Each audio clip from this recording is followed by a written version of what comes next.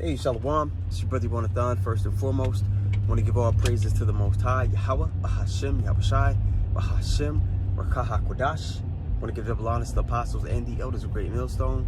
I want to say Shalom to all the brothers and, of course, the few sisters who are pursuing this truth in sincerity. All right? May the blessing of election be upon your house. I seen a clip of the comedian Godfrey. I forget his first name. But he's a comedian, and I'm going to run the clip for you all. And he spoke on the hatred that the other nations have for us. So I'm going to run the clip, and then we'll bring out some precepts to give a spiritual perspective on it. All right?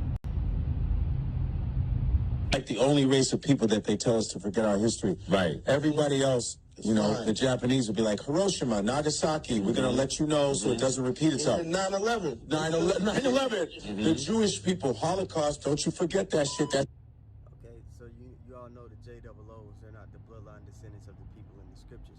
But they tell us to forget our history, all right? Because if our people were to actually be connected to the fact of who they are and the standard that they're supposed to keep,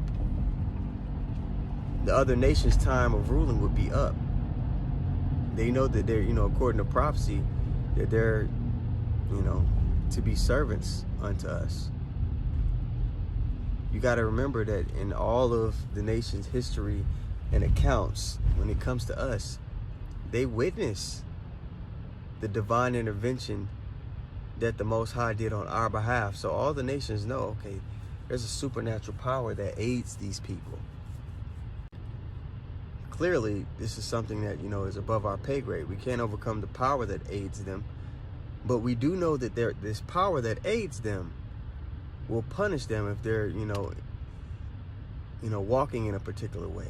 How can we keep them in this state of punishment so that we don't have to deal with that power that aids them?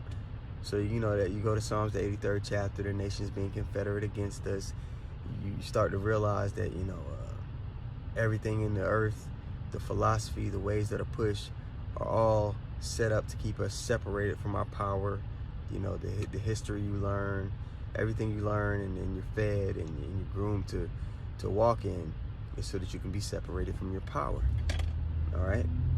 So the nations, and specifically, our main adversary, which is Esau, Edom, the so-called white man. It all goes back to them trying to maintain power, maintain their rulership. Okay. They're still hurt about the blessing being given to Jacob. All right, there's only two nations of people that were promised to have worldwide dominion. That was us, all right, the nation of Israel, the so-called Black, Latino, and Native Americans, and the nation of Esau, which would be the so-called white man, like I aforementioned. All right, more on this clip here. Let's continue playing it. It's not going to happen. Right.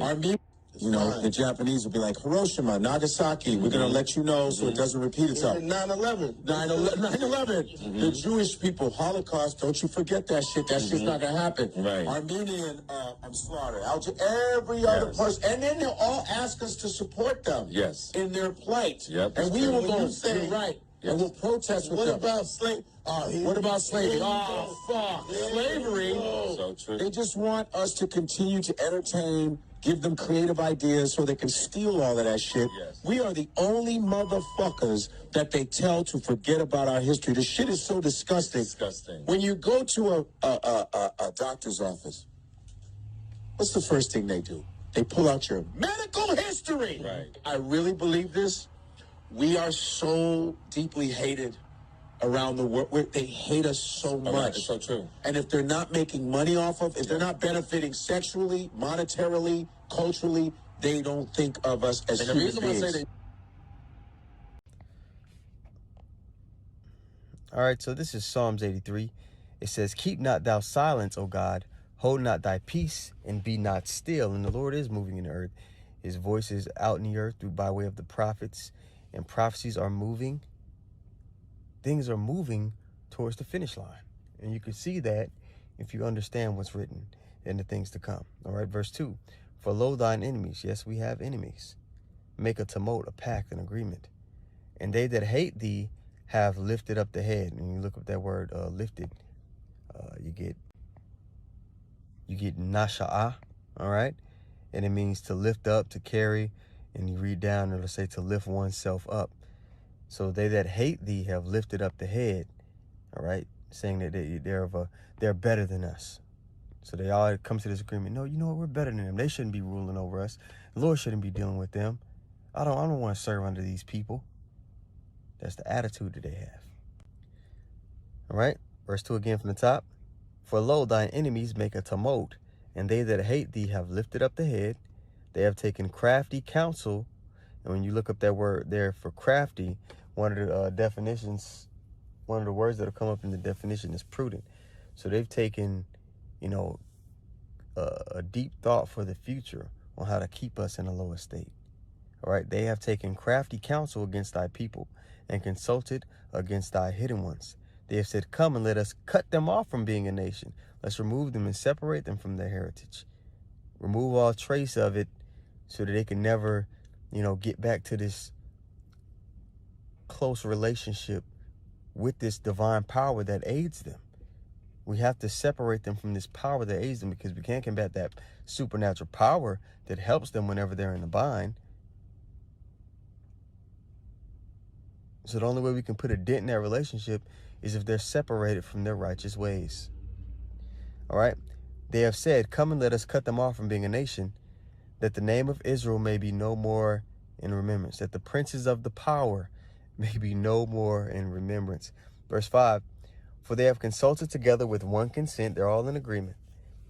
They are confederate against thee. And it then starts to name off all of the nations, and it starts with our main adversary, Edom. So Godfrey, the comedian I ran in that clip, speaking 100% truth. They do have a perpetual, and I'll get that in Ezekiel 35. They have a perpetual hatred for us. But it's rooted in something bigger than most of our people realize. It's not just because we're talented or we just look better than them or, all these different things. It goes back to the scriptures. It goes back to dominion and rulership and our actual position in the earth and the power that deals with us. All right, so this is Ezekiel 35, and we'll just start here at the top. It says, and moreover, the word of the Lord came unto me, saying, Son of man, set thy face against Mount Seir. And we're setting our face against Mount Seir, all right? Another term for Edom, a capital city in the nation of Edom. We're setting our face and prophesying against them as well, the same way our forefathers did, letting them know, hey, this is going to be the future of your plans. We know you got your own plans and these things that you want to accomplish, but this is what's actually going to happen.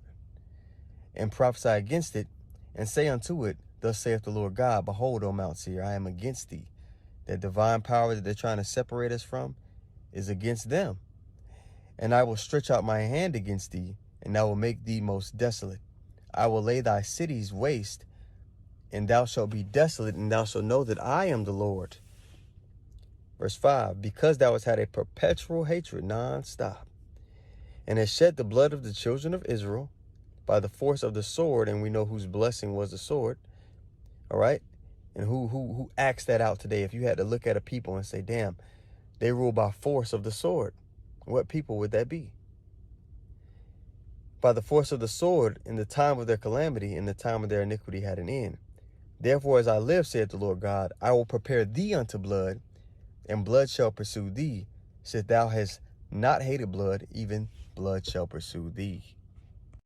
All right, let's link that up with Numbers 35 and 33. It says, so ye shall not pollute the land wherein ye are, for blood it defileth the land. And this devil has shed the children of Israel's blood all over the earth, but predominantly here in the Americas, which is Babylon the Great. All right, Mystery Babylon. All right, when you see Mystery Babylon in the scriptures, or Babylon the Great, you know it's not talking about ancient Babylon, because whenever it talks about Mystery Babylon being destroyed, it talks about it being destroyed by way of fire. All right, and ancient Babylon was not destroyed in that fashion.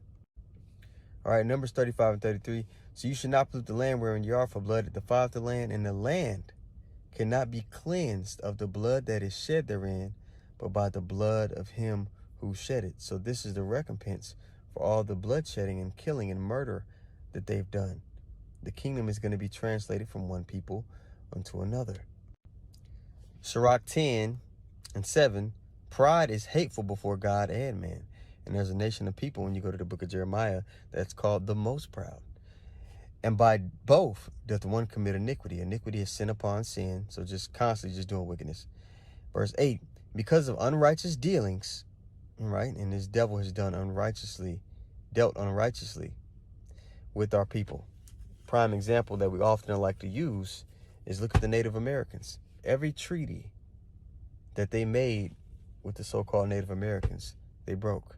That's an unrighteous dealing. Injuries, riches got by deceit. The kingdom is translated from one people to another. So they're going to reap what they've sown in the earth. So Abarat Tazal Band, the lesson was edifying. Once more, I want to give all praises to the Most High, Yahweh, Bahashim, Yahushai, Bahashim, Rakah HaKodash. I want to give double honors to the apostles and the elders of Great Millstone. And I want to say shalom to all the brothers and, of course, the few sisters who are pursuing this truth in sincerity. All right? May the blessing of election be upon your house. Shalom.